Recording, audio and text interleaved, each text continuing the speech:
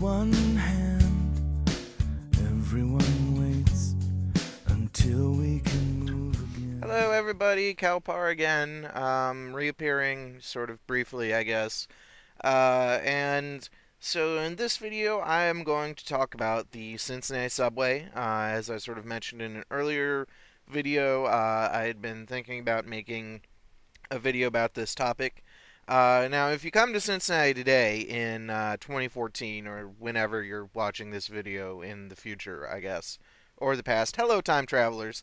You will realize that Cincinnati does not have a subway, unless you're in the future and they built one, but probably not. But anyway, in the 1920s, the city of Cincinnati attempted to build a subway system, and that just did not happen for a couple of reasons, and I will go into why. So, in the early 1800s is when the story really begins. For those of you who took AP US history in high school, you may remember the Erie Canal. For the uninitiated, the Erie Canal was a canal which was built between Albany and Buffalo, New York, across upstate New York, and the origin of the song 15 Miles on the Erie Canal, or whatever you call it. And so it was a means to transport passengers and freight across New York to the Hudson River, and then they could ship down the Hudson River to New York City and then ship across the ocean to anywhere in the world, really. And when the state of New York did this, they made money hand over fist. To understand transportation at the time, you can load several thousand tons of cargo on a single canal boat, and it can travel 5 miles an hour pretty consistently. By contrast, a wagon can only carry a couple hundred pounds of cargo, and requires a great more labor and cannot travel as consistently, especially when hills are involved. So, building canals was a very, very excellent way to transport cargo. And of course, for any of my viewers who are in England, of course, you guys built a ton of canals before we even started building canals over here in the United States. And I'm sure they were built in other places throughout the world as well. The Grand Canal in China being a very good example as well. Anyway, so starting in the 1830s, all of the other states in America did not want to be left out because New York was making money hand over fist, as I said, off of the Erie Canal. So all of the other states wanted to build canals of their own, and Ohio was no exception. Ohio built several canals, one of which was the Miami and Erie Canal, which eventually, when it was finished in 1845, connected the city of Cincinnati and the Ohio River with the city of Toledo and Lake Erie, going all the way across the state, providing a means for cargo and people to be transported by water across the state of Ohio. Unfortunately, as I said, the canal was not completed until 1845, and so as a result, the canal never really made much money for the state of Ohio. By 1845, you already have railroads providing pretty stiff competition to transport across the state of Ohio, as well as other areas. Railroads are not terribly fast, but they are capable of going up to 15 miles an hour, which is significantly faster than the 5 miles an hour which canal boats are stuck at. That was actually the speed limit to prevent canal boats from eroding the banks of the canal. So, canals fell into disuse pretty quickly. They were still used to an extent, but within the city of Cincinnati, and the canal did cut straight through the city of Cincinnati, it was abandoned and eventually by the 1880s had become little more than an open sewer.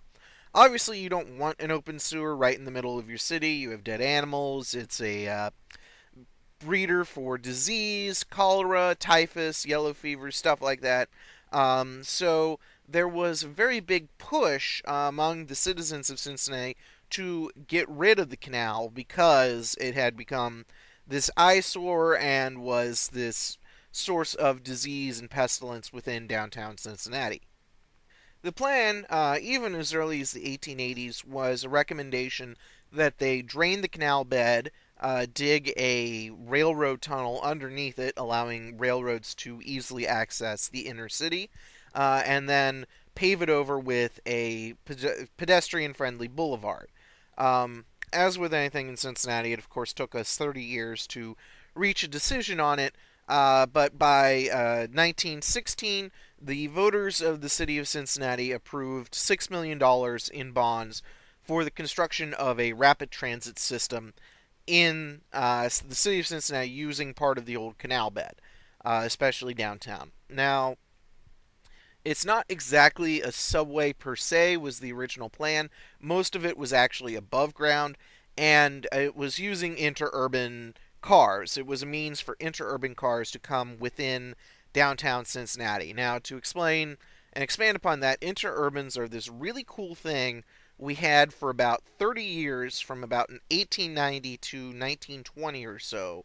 And they were especially heavy in the state of Ohio, but also mostly in the Midwest. They were these light electric railway systems which enabled people from communities as far away as like Batavia or Xenia around Cincinnati, if you're familiar with the Cincinnati area, southwestern Ohio, or even as far away as Dayton. You could get on an interurban.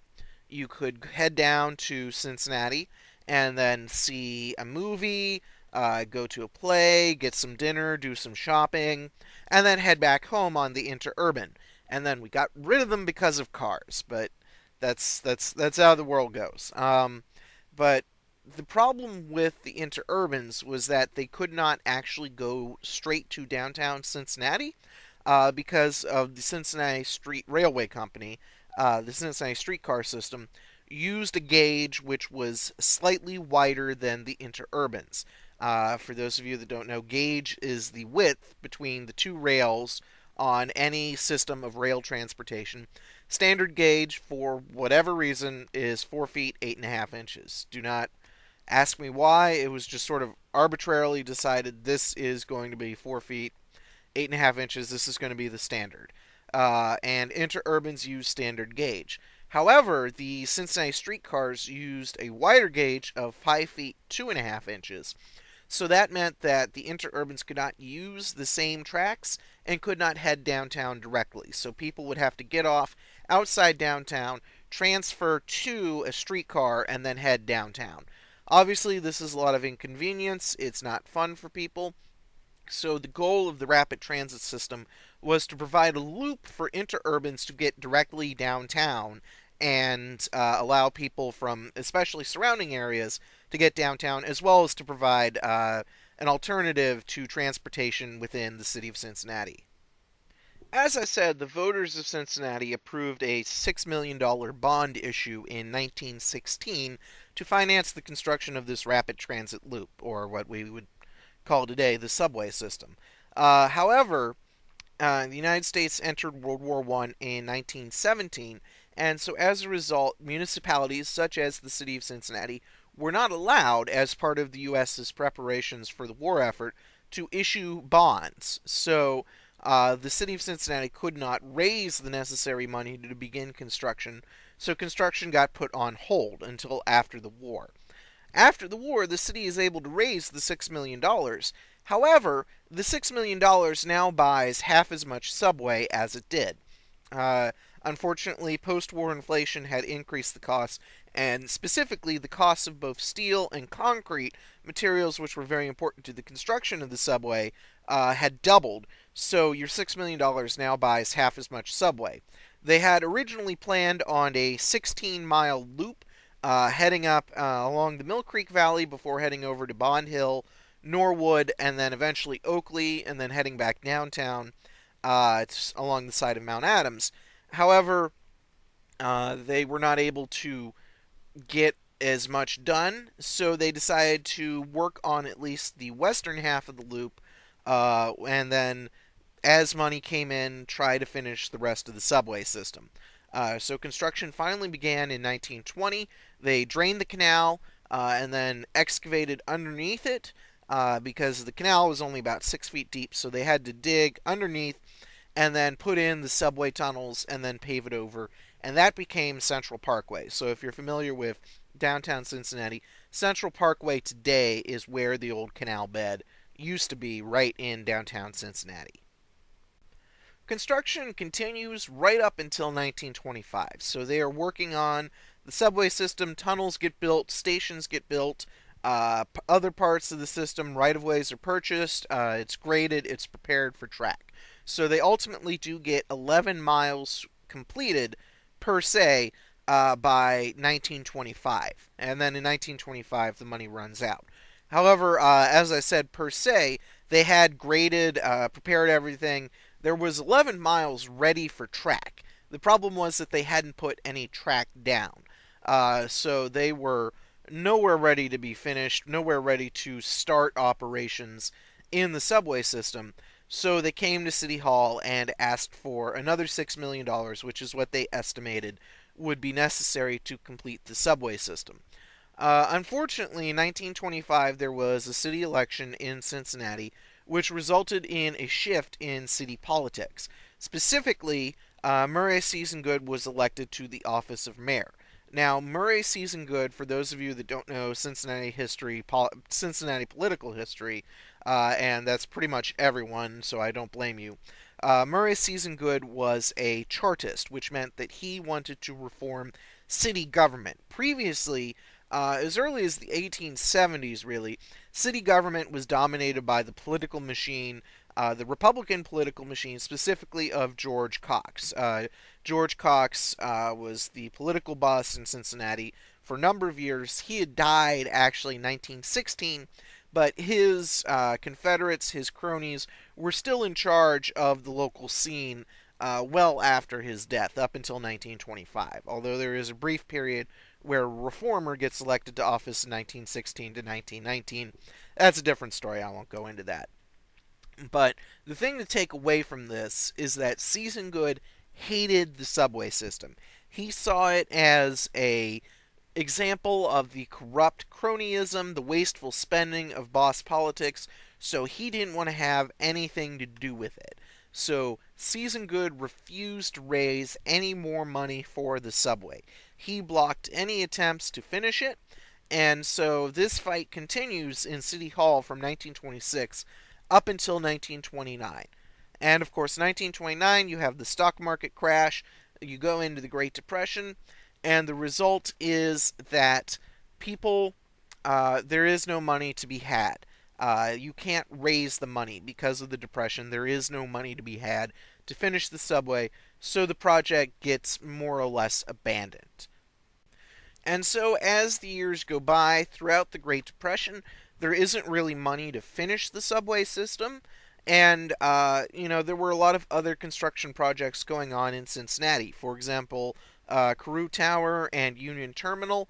So, to an extent, the money that is around is being used to other things rather than the subway system. By World War II in the 40s, there's no money once again, and materials like steel are being rationed, so you can't finish a subway system. And then after World War II, basically automobiles have become dominant, so there is really no need or want for a subway system anymore in Cincinnati, so it is never completed. Pretty much what's left is about 2 miles of tunnels underneath Central Parkway. Most of the rest has been covered up by interstates. The city government's decision after World War II was to focus on highways as the main means of transportation in Cincinnati.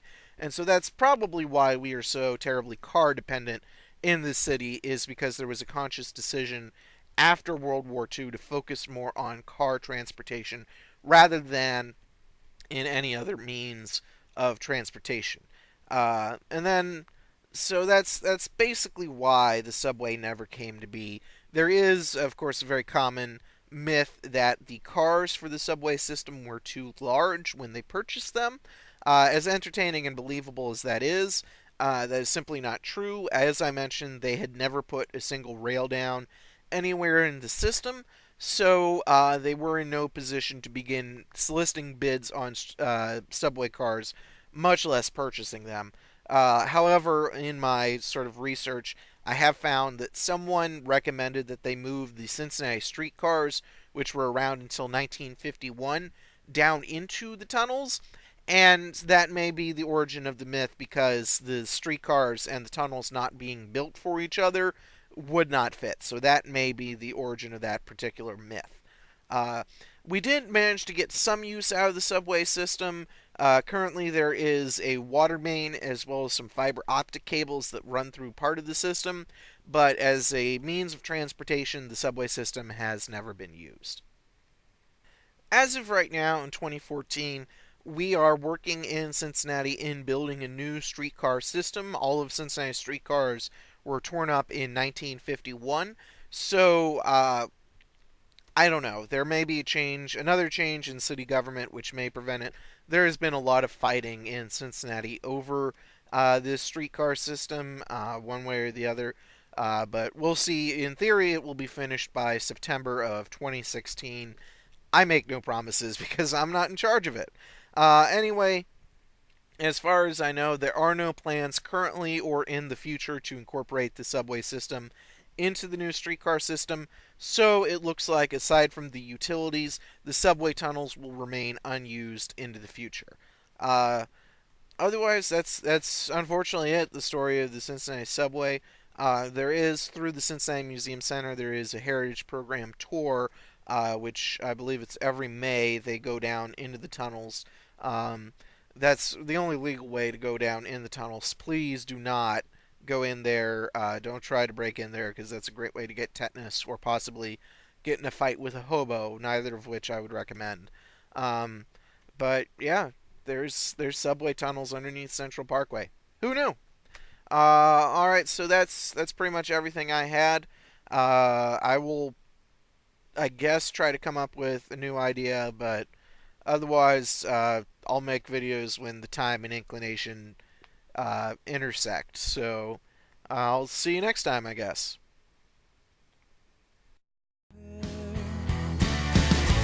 They said this air would be breathable. Get it